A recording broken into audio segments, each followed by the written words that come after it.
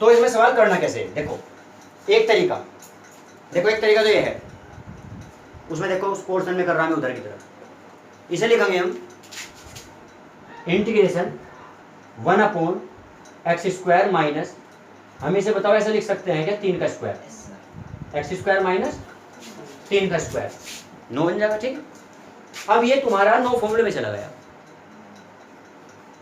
कारण 1/, है ना, इसलिए चला गया।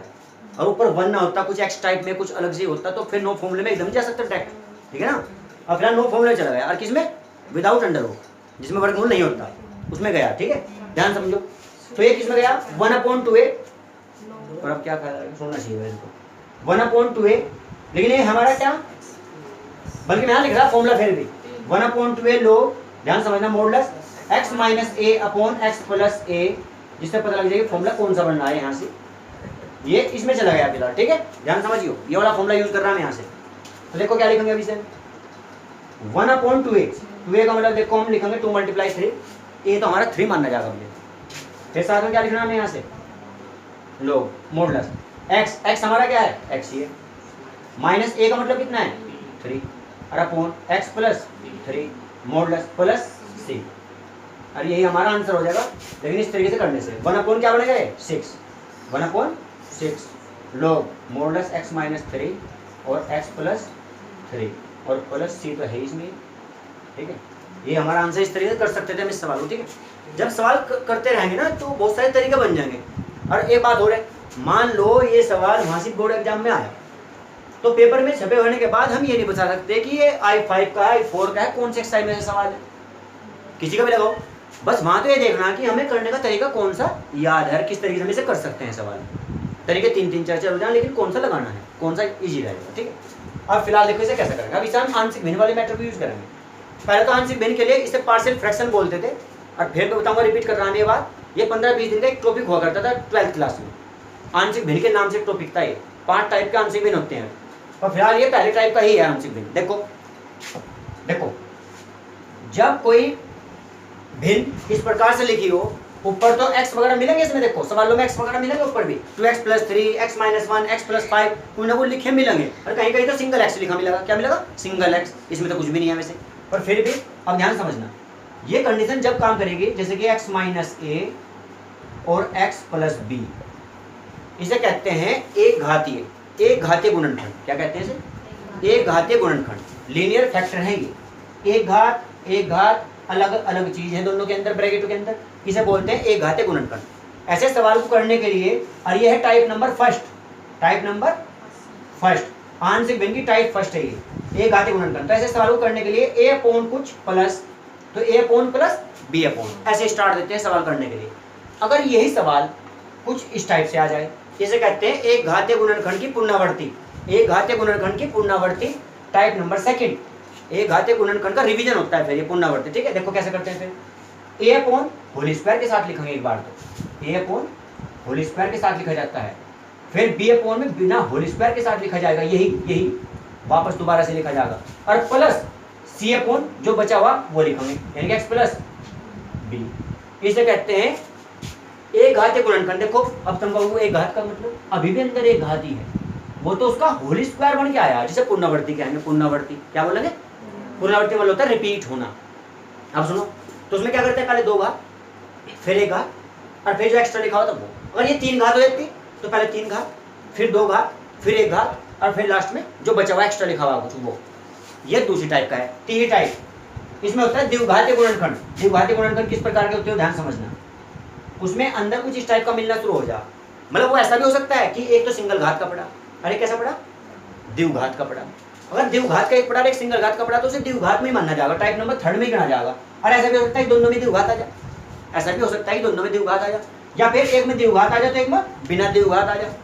लेकिन अगर किसी का से द्विघात आ गई तो वो थर्ड टाइप हो जाएगी। फिर उसे करने का तरीका देखो क्या होता है, उसे करने का तरीका होता है जिसमें द्विघात नहीं है उसे तो a अपॉन ही लिखेंगे, क्या लिखेंगे उसे तो, लेकिन जिसमें द्विघात वाली कंडीशन है उसे ऐसे लिखते हैं, फिर ऊपर की तरफ बदल जाती है condition, bx plus c upon द्विघात।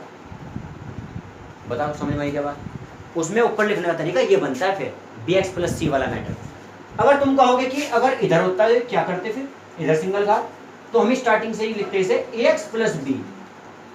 ए और बी तो यूज हो चुके, कांस्टेंट वैल्यू ए बी तो यूज हो चुकी, नंबर किसका पड़ा, उसे सी अपॉन लिखेंगे। क्यों लिखा सी अपॉन, क्योंकि उसमें द्विघात नहीं है, उसे सी अपॉन लिखेंगे। और जिसमें द्विघात है उसे इस टाइप से लिखा जाता है। अच्छा अगर ये इधर का सिंगल घात होता तो इसे ए अपॉन लिखते बस पहले तो, और फिर ए के बाद क्या आता है एबीसीडी में बी, तो बी एक्स प्लस सी लिखते। उसमें एक्स क्यों लगाया गया, क्योंकि वो द्विघात होता है उस टाइम पे। फिर ये थर्ड टाइप में अप्लाई करना पड़ता है इस टाइप का काम कुछ। फोर्थ टाइप में होता है द्विघाती गुणनखंड की पुनरावृत्ति। फिर इसमें पुनरावृत्ति रिपीट होती है। पुनरावृत्ति का वही तरीका है, एक बार इसके हिसाब से लिखेंगे होल स्क्वायर मानते हुए, और एक बार लिखेंगे बिना होल स्क्वायर मानते हुए। टाइप नंबर 5 का सवाल देखो इस प्रकार का होता है, ध्यान समझना। जैसे कि एक्स स्क्वायर माइनस के 5x plus 6 upon x square plus के 8x, ये 3x स्क्वायर प्लस माइनस क्या है 9, इस टाइप का इंटीग्रेशन dx, ठीक है। या फिर कुछ छोटा मोटा कर लो, कुछ थोड़ा सा मतलब कुछ कटवट करके लिख लो, कुछ भी प्लस 6 ऐसा लिख दो या कुछ भी लिख दो। अब यहाँ देखना ये पांचवी टाइप क्या शो करेगी, पांचवी टाइप के सवाल कैसे होते हैं, इन्हें बोलेंगे इम्प्रॉपर फ्रैक्शन, विषम भिन्न। इम्प्रॉपर फ्रैक्शन विषम भिन्न। और ये जितने सवाल होते थे इसमें पता क्या आ सकता है, अगर कई सवाल ऐसा लिखा मिल गया तो तुम्हें x मिल सकता है ऊपर की तरफ, तो x प्लस 3 मिल सकता है ऊपर की तरफ। ये सब प्रॉपर फ्रैक्शन थे। प्रॉपर फ्रैक्शन समभिन्न यानी कि उचित भिन्न, क्या बोलते हैं उसे, उचित भिन्न। और ये है उचित नहीं है तो अनुचित होगी, यानी कि विषम भिन्न, क्या बोलेंगे सर, विषम भिन्न, इम्प्रॉपर फ्रैक्शन। अभी होता क्या है वो समझने बाद, अंश की घात और हर की घात बिल्कुल एक जैसी, अंश की घात हर की घात एक जैसी। तो इस सवाल को हम डायरेक्ट नहीं कर सकते, इस सवाल को हम डायरेक्ट नहीं कर सकते। इस सवाल में पहले निचले से ऊपरले को डिवाइड करना पड़ेगा, वही 8वीं क्लास 9वीं क्लास, यानी कि जो भी कुछ है ऐसे करेंगे, इसमें लिखेंगे एक्स स्क्वायर प्लस 6, फिर यहाँ से इसके जैसा लिखेंगे सेम, ये माइनस चिन्ह बदल गया, ये कट गया। मतलब वो सारी प्रक्रिया अप्लाई करनी पड़ेगी 8वीं क्लास 9वीं क्लास की, जिसमें हमने भाग करना सीखा था, उसमें डिवाइड करना। कब, अगर अंश की घात हर की घात आपस में इक्वल हो जाए तो टाइप नंबर 5, अगर ऊपर की घात ज्यादा हो जाए तब भी टाइप नंबर 5, क्या करना उसे, डिवाइड। हमेशा प्रॉपर फ्रैक्शन कब होगा, उचित भिन्न कब होगी, जो कि आंशिक भिन्न डायरेक्ट चल पड़े बिना डिवाइड करे, वो तब होगा अगर अंश की घात हर की घात से छोटी होगी। अंश की घात हर की घात से छोटी होनी जरूरी है। ये सवाल भी अगर तुम देखोगे तो अंश की घात छोटी है हर की घात से, इसलिए मैं इसे प्रॉपर फ्रैक्शन बोल रहा, उचित भिन्न। देखो अगर मैं इसे मिक्स करूंगा, मिक्स करने पे बताओ x की पावर कितनी बन जाएगी, अजब के ऊपर कितनी है, तो बताओ छोटी घात नहीं क्या उसमें। और जिसमें बताइए जिस सवाल में यहाँ दे रखा, कुछ 1 दे रखा है, कुछ 5 दे दिया, उसमें तो x है ही नहीं ऊपर, तो खुद ही छोटी मानी जाएगी घात। क्योंकि देखो उस जब वहाँ x है ही नहीं तो उसे चाहते तो हम क्या लिख सकते हैं, लिखना भी चाहते तो क्यों x की घात 0 का मान। अब इसमें घात कितनी हो रही है टोटल, 1 और 1 2, और वह कितनी 0, तो छोटी मानी जाएगी वो फिर भी। तो यानी कि संख्या आएगी तो कोई प्रॉब्लम ही नहीं है, फिर तो छोटी घात है। जैसे हमारा सवाल है वो यानी किस रूप में मिल रहा है, फिलहाल ये प्रॉपर फ्रैक्शन उचित भिन्न है, डायरेक्ट चलेंगे लेके इसे आंशिक भिन्न के पास। अगर ये बराबर घात हो जाती है तो डिवाइड करने वाला मैटर यूज करना पड़ता है, टाइप नंबर 5 लगानी पड़ती है। फिलहाल वैसे इस सवाल के अंदर टाइप नंबर 1 काम करेगी, टाइप नंबर 1। अब तुम कहोगे इसमें द्विघात लिख रहा है, द्विघात में तुमने कहा था कि x प्लस बी टाइप लेके चलेंगे, x प्लस बी टाइप। ये द्विघात रहने का नहीं, इसके गुणनखंड हो सकते हैं, इसके गुणनखंड हो सकते हैं, और इसके गुणनखंड करने में मजबूरी होती, प्रॉब्लम होती, तब जाता है वहां सवाल। जैसे कि एक्स स्क्वायर प्लस 5, अब इसके गुणनखंड कैसे करें, जबकि 11वीं क्लास के लेवल पर करा जा सकता है, आई टाइप में ले जाके आयोटा में बना के, यानी कि कॉम्प्लेक्स नंबर पर, लेकिन उसकी आई थोड़ी इसमें यूज करेंगे काल्पनिक, वो तो वास्तविक संख्या लेनी सारी सारी। बताओ पहले बात समझ गए क्या। तो जो मैंने 5 टाइप की बात करी ना, थोड़ी डिस्कस करने की कोशिश करी, ये 15-20 दिन का टॉपिक ही था, इन पे पर सवाल हुआ करते थे, एक्सरसाइज होती दिन की भाई, उसमें 5-7 सवाल, उसमें 5-7 सवाल इस तरह होता था, ठीक है। हमने a upon plus b upon कर लिया। अब देखो ध्यान से, a upon plus b upon करने के बाद एक तरीका ये होता है कि अंश दोनों तरफ या दोनों ओर x प्लस 3, लेकिन अगर ये टॉपिक आंशिक भिन्न का ही होता 12th में तो पूरी प्रक्रिया के साथ करते, लेकिन यहाँ पूरी प्रक्रिया से लिखने लिखाने का काम नहीं होगा, क्योंकि यहाँ मेन जो काम है ना, मेन काम इंटीग्रेशन समाकलन, ये तो कहीं ना कहीं उसमें यूजिंग करने के लिए हेल्प ली जा रही है यहाँ से, जो काम करा जा रहा हो। ये ऐसा माना जा कि हमने 11वीं क्लास की शुरू की 3 बुक में, फिर 12th की 3 बुक, 6 बुक टोटल, तो 11वीं की 3 बुक में हमने आंशिक भिन्न सीख के आया। अब हम 12th क्लास में पहुँच गए, अब जहाँ हम समाकलन के अंदर उसका प्रयोग कर रहे हैं, ये तो वो बात है। तुम्हें थोड़ा बताने की स्टार्टिंग की बात ये थी कि तुम्हारे पास है ही नहीं टॉपिक, तो इसलिए थोड़ा बता के चला हम इस बात को। अब देखो यहाँ से, तो जब दोनों और इस हर वाले कंडीशन से भाग करेंगे, गुना करेंगे, मल्टीप्लाई दोनों तरफा, तो जब मैं ऐसा ही इसके बराबर में रखूंगा, बताओ पूरा पीस कट जाएगा क्या बचेगा इधर, इधर बचेगा क्या 1। समझ नहीं पाए, दोबारा फिर देखो। इसके नीचे दिख रहा है क्या लिख रहा, जो भी नीचे लिखा मिलेगा, ध्यान कर लियो सभी सवालों में, इधर जो भी सवाल में नीचे लिखा मिलेगा उसकी दोनों तरफ गुणा करनी। इतनी तो बात समझ गया होंगे। जब मैं इसकी गुणा इसी के बराबर में करूंगा, इसी के बराबर में कट जाएगा क्या, 1 बचेगा। उधर की बात समझो भैया, यही मैंने इसके बराबर में रखा, पहले ए वाले के बराबर में, केवल ए वाले के बराबर में, उस टाइम x + 3 तो कटा, लेकिन क्या बचेगा, और वो कहाँ बचेगा, गुणा में बचेगा, अपोन में नहीं, क्योंकि हम गुणा कर रहे हैं सब जगह गुणा में रख रहे हैं, सब जगह गुणा में रख रहे हैं, ठीक है। तो x + 3 कटा, क्या बचेगा, तो यानी कि a के साथ तो हम लिखेंगे x - 3 इस टाइम पे। क्लियर हो गया बात, यहाँ तक ये हो गया, बीच में चिन्ह। अब b के साथ ऐसे करते हैं, b के साथ जो दिख रहा है वो दिखने का नहीं, x - 3 करते हैं, क्या बचेगा x + 3। बताओ यहाँ तक भी बात क्लियर होगी क्या, यानी कि हर स्टेप में तुम्हें जितने भी आंसर इनके जितने सवाल करो मैं एक्सरसाइज में सभी में चलने से ही गुणा करनी है, ऐसे ही चलेगा काम से, ठीक है। अब देखो नेक्स्ट, अंदर मिक्स कर लो, एक तो मिक्स करके गुणा वो करते हैं तुलना, लेकिन वो अभी हमें इस टाइप में जरूरत नहीं पड़ने की, तीसरी टाइप का कोई सवाल अगर आया तो उसमें जरूरत पड़ेगी तीसरी चौथी टाइप में। यहाँ तो सिंपल ही हो जाएगा आराम से। देखो हम यहाँ से क्या करेंगे, यहाँ तरीका देखो क्या करेंगे, सबसे पहले लिखेंगे हम x = 3 रखने पर, x = 3 रखने पर, मैं फिर कह रहा प्रक्रिया जितनी दिखा रहे हैं ना यहाँ, इतनी भी दिखाने की जरूरत नहीं है, वही टॉपिक होता तो और ज्यादा दिखाते, फिर तो लिखते भी दोनों और इससे गुणा करने में, समझे। और यहाँ करने के लिए तुम ये भी खा जाओ ना, रखने पर पकने पर भी है, या x = 3 ना भी दिखाओ, और बस वैसे जब भी फायदा वहाँ शिफ्ट करना, बस सवाल को वहाँ शिफ्ट करके ले जाना, ठीक है। देखो बल्कि यहाँ में तुम्हें थोड़ा सा सवाल स्टार्ट करने में काम हो, जब मैं a और b का मान ला के रखूंगा इसके अंदर, मैं तुम्हें सवाल में वो करके दिखा दूँ, बस एक मॉडिफाई करके लिख दूँ जरूर, x² - 9, साथ में क्या लिखा dx, और फिर यहाँ इंटीग्रेशन लिख दिया, और इसके साथ मैंने क्या लिखा a/+ b/, और साथ में क्या दिखा दो इसके dx कंप्लीट के साथ, बाद में आके मान रख देंगे इसके अंदर। एक क्या था हमारा फैक्टर x + 3 और दूसरा क्या था x - 3, ठीक है। इसमें लाके मान रखा अपना, जब भी a b के मान आ जाए इंटीग्रेशन हो जाएगा। देखो यहाँ देखना भैया, अब समझना ध्यान से।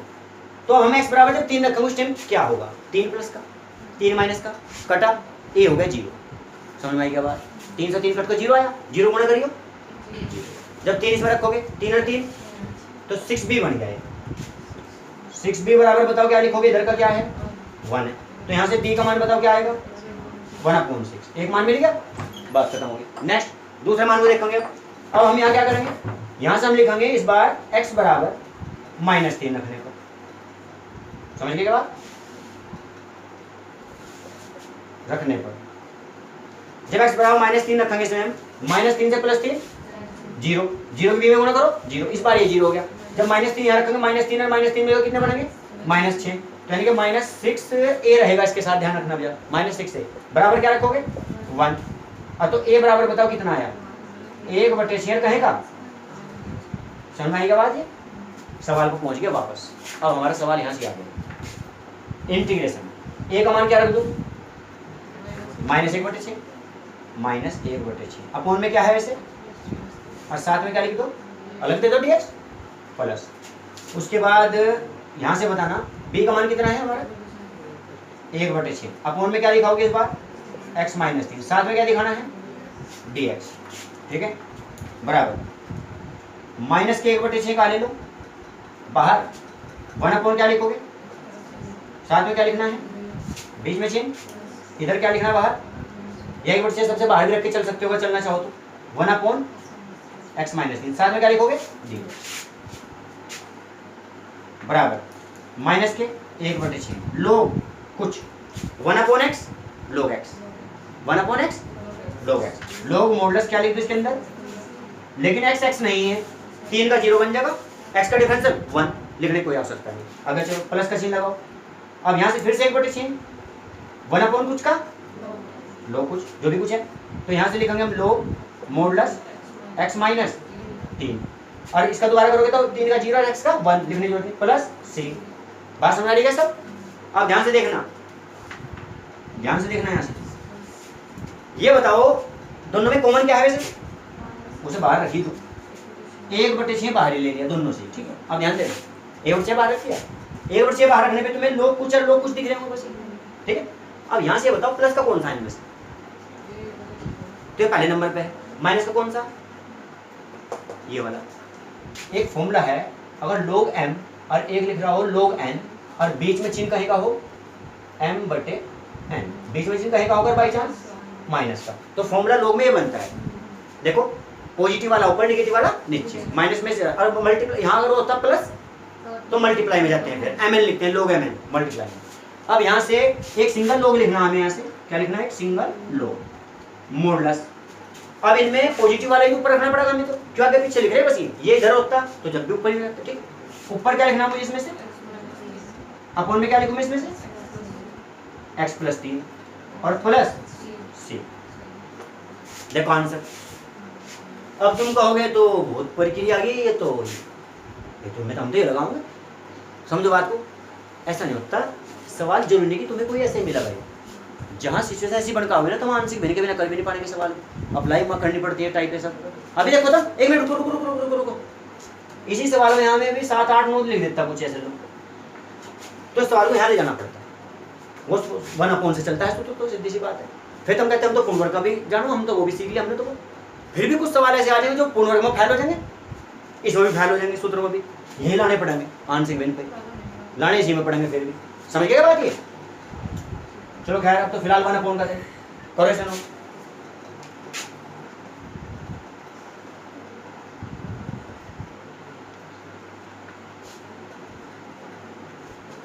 देखा है तो अब 4:30 बजे। अच्छा पता क्या, हमें बेकार से कार से लिख रहा था और वो कर रहा था, जैसे मैं बेकार से कार लिख रहा था वैसे ही वो करने लग रहा था इसमें। हाँ बताओ तुम, पता क्या कारण है, बार बार मतलब जैसे वो देखो ना टाइम वाइम सब प्रेशर सा बना दे जल्दबाजी से करने का, मुझे लगता है सवाल का ये रहेगा भाई, टाइम तो रुकना ही पड़ेगा ना, कुछ लेट भी हुआ था स्टार्ट तो, और फुल टाइम तो चाहिए कम से कम जितना होना चाहिए। मैं तो इसमें सभी ध्यान दिया। फिर